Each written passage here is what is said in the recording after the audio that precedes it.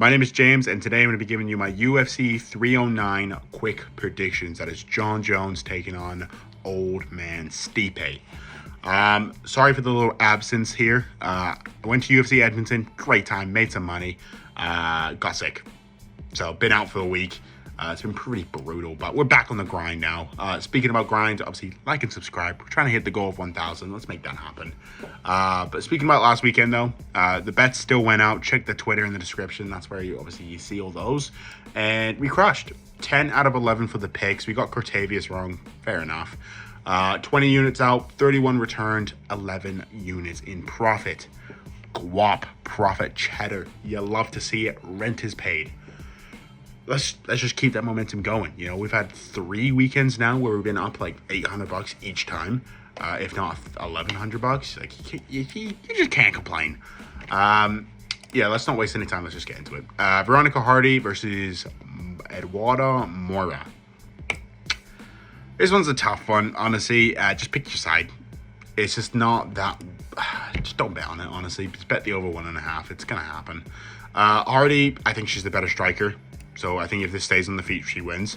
Moura, she does get takedowns. So on an average of 15 minutes, she gets 5. Her takedown defense of her own is great. She is a mainly wrestle and grappler first. Striking-wise, is like decent. You know, she throws 3.09 and only absorbed by 2. So positive striking differential. Gotta love that. Hardy's is negative. Gotta throw that one out there. Moura's going to be the bigger girl in this. So, in my eyes, I think it's great value. And I think she can probably get it done. I think the takedowns are going to be too much. Obviously, as long as her cardio holds up, then she should be in smooth sailing. So, that's the pick for the first one. But honestly, just pick your side. The odds are pretty tempting on either one there. Next, Bassil Hafez taking on Oban Elliott. I don't know what to think about Hafez yet. Okay? Because Hafez took down JDM. Right? JDM obviously clearly won that fight, but he looked good. And then Hafez's next fight, his cardio was just not all there. He's taking on somebody like Oban Elliott, who I rate. He's a Welsh guy. I'm a British guy. Gotta love it. Gotta pick Oban.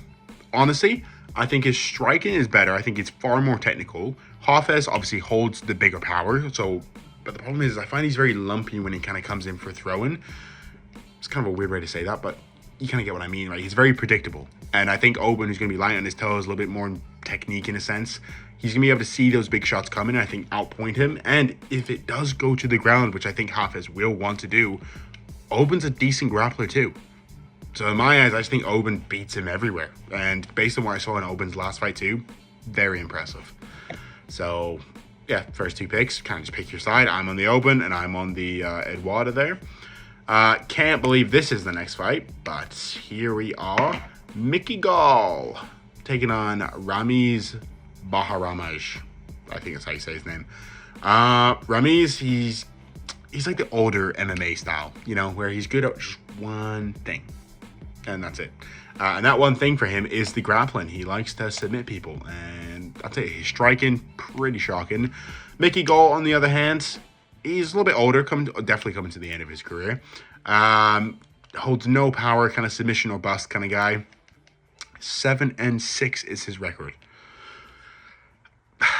I don't want to pick Gall, but I think he's the better fighter. I think he's just more well-rounded. Both guys are going to want to take it to the ground, and I think this is either going to be A, super boring, because one guy's going to be too dominant, or B, we're going to get a nice little finish coming out of this. So, in my eyes, pick your side. Don't bet on this one.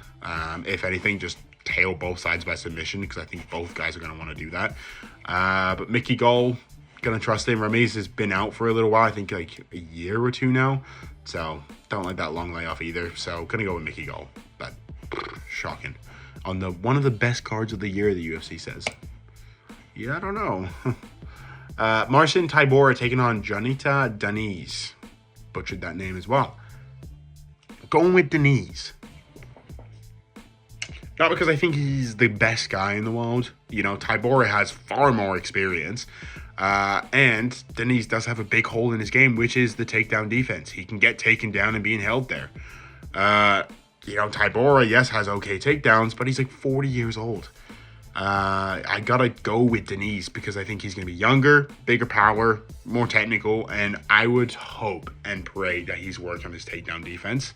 And if it doesn't go to the ground, he wins, right? There's no way Tybura can stay in the striking there. So, gonna go with Diniz, and I'm pretty confident with that one. But again, just pick your side. If you think Tybura can get the takedowns, then by all means, great value at plus money, go for it. But I'm gonna go with the Diniz. Next up, because I believe the David Onana's got cancelled, Jim Miller taking on Damon Jackson. Everybody loves Jim Miller, right? We've all seen what he's done, UFC 100, 200, 300. Wow, great stuff. But he's going to lose, okay? Damon Jackson, even though I don't rate Damon Jackson as a whole, and he got, his piss beat out of him in his last fight against Chepe Mariscal, he's going to be the younger fighter here. And that's the thing. He's going to be the bigger fighter, the younger fighter, more technique. He's going to be able to get the takedowns. And Jim Miller looked slow in his last fight. So, in my eyes, this is as lock as locks get. Jim Miller obviously could land something weird, big power or something. We have seen Damon Jackson knocked out before. I don't see it. But, yeah, I think if I'm a logical man here, you got to go with the younger fighter who can do the better takedowns. And that's just kind of what it comes down to. Probably be a pretty boring fight unless Jackson gets knocked out, but I doubt it. Chris Weidman taking on Eryk Anders. In my opinion, right, I think both guys are very subpar, very mid, okay? Yes, both guys could beat the shit out of me, but that's not the point I'm trying to make here. I'm just saying, as a, point of view here. Chris Weidman, he was before my time of watching the sport, so in my eyes, I don't have that, prime Chris Weidman and all that kind of stuff, which I guess I'm probably missing out on some stuff there, but, the version I've seen of him, it's okay. It's okay. Eryk Anders, same kind of thing, just so-so in my opinion. Chris Weidman, obviously he's a good striker, holds KO power just like Eryk Anders does. I just think Chris Weidman is going to be the more well-rounded guy. Plus, he has the eye pokes too. He's going to land 3 of those. Could you see an Eryk Anders knockout? So Chris Weidman is tough. Yeah, I'm just going to go with Chris Weidman. I don't like it, but I'm going to go with him because I think he's more well-rounded. Jhonata Diniz taking on Marcus McGhee. This one I am excited for. Okay, on one side, we have McGhee, who's pretty much looked unstoppable. Questionable cardio. That's kind of his main red flag, but, decent striking, good ground game, just, great takedown defense as well. Taking on Jonathan Martinez. Wow. He's been looking good. He's looking for a bounce-back win after his devastating loss against Jose Aldo, where he kind of looked like a deer in headlights. And in my opinion here, I don't know. Straight up, because McGhee, I think, is the far better striker in this match. So if they want to stay on the outside and do leg kicks and throw and punches and shit like that, this is McGhee's game. The problem is, though, does McGhee have the cardio fixed? Because if he doesn't, Martinez is going to run away with it in the late second to third round. I don't know who to go. You know what? I don't see Martinez getting finished. I could be, knocking on wood here, but I think Martinez has the ability to outlast him in the cardio, and his striking can hold up. Plus, he has those leg kicks too, which I get Jose Aldo, he's one of the best to ever do it, right? His checking leg kicks too. No wonder it took away from Martinez, which, if McGhee does follow the same kind of game plan, then, he could find success there. But, Martinez, before the Aldo fight, he was looking pretty much unstoppable too. So, I like the value of Martinez. Don't know what I'm going to do with bets yet, but I'm going to pick him. Next, Ruffy versus James Llontop. We already know who I'm going to pick here.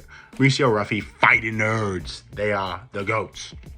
They're taking over the sport. And fair enough, Ruffy, he is so slick with it. Imagine this is your face. The other guy's punching here, and he's just still not moving.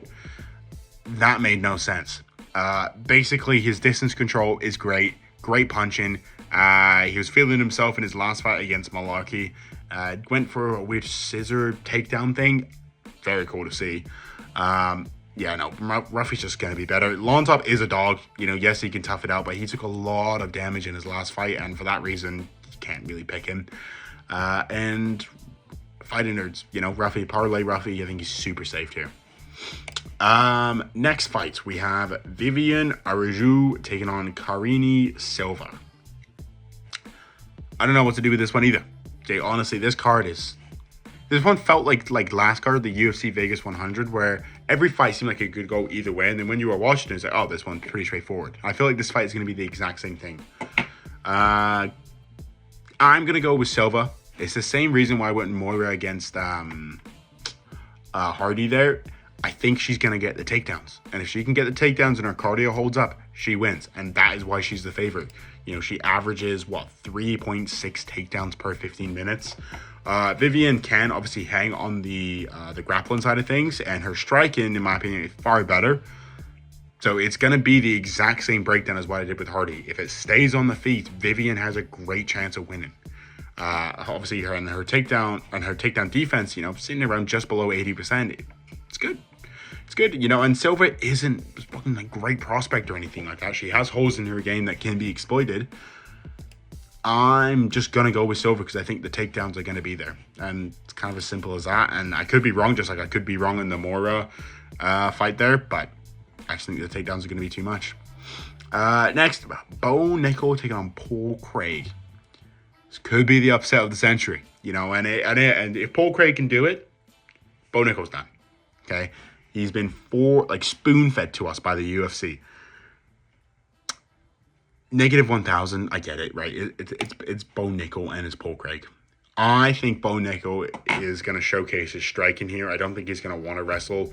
If he does, Paul Craig, you know, random guillotine or something, I might sprinkle like $20 or something on Paul Craig by submission there. But yeah, no, Bo Nickal all day. I'm not going to sugarcoat it. He's just going to be the far better guy everywhere. Maybe apart from jiu-jitsu, I think Paul Craig probably has that one, but the wrestling to avoid the jiu-jitsu, he's going to be better. And striking-wise, Bo Nickal's going to be better. So just go with Bo. It's pretty straight up. The value's gone, of course, just like every Bo Nickal fight until he fights somebody actually hard. Co-main event. This one's tough, you know, because I want to go with Michael Chandler. I think I'm going to. Psych. Charles the Bronx. He's winning. He is not losing. Charles Oliveira, round 1 submission. Lock it in, bet the house. Okay, we've all seen the first fight, and it's going to go the exact same. Charles is angry after his first loss against Armin Bum Sarukian. And honestly, his argument Charles won that last fight. Just saying. Charles is just going to be the far more dynamic striker. Michael Chandler's been out for so long. Yes, everybody's seen how good of a shape he is, but he's reckless. Okay, and I don't think he's going to go into a wrestling game plan here. I think he's going to want to strike, put on a show for the fans, and that is literally copy and paste from the first fight. Charles Oliveira is going to be technical, find the big knockout power, and that's pretty much it.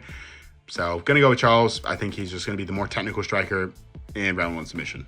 Just how it's going to go, unfortunately. Unlucky Chandler for waiting 2 years. Another matchup, which I don't know. I'm just like, yeah, I just don't care, you know, because Jon Jones should be fighting Tom Aspinall. Why is he not? Jon Jones is done.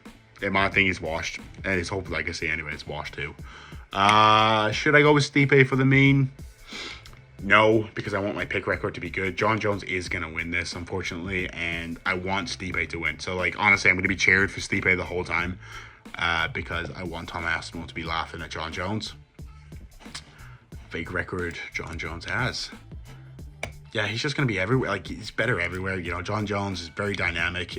Also, when Stipe gets up too, he does leave his neck open, and Jon Jones is obviously good with a guillotine, so cannot wait for Dana White to be glazing him after the fact. And yeah, that was the breakdown, guys. Nothing crazy for this card, because again, I don't feel like this is a crazy card. You know, it's supposed to be one of the best cards of the year, but apart from literally the Jon Jones, the main event and co-main event, there we go. Trying to think of it. And then maybe the Ruffy fight too. It's not much else for like name factor or even just like value wise in a sense. Obviously, yes, this card will be good. Yes, I will be watching, of course, but like, I don't know, man. Main event, co-main event, that's kind of it. Very top heavy. So yeah, I'm not going to waste any more of your time. Thank you so much for watching, and best bets coming out Thursday. Thank you so much.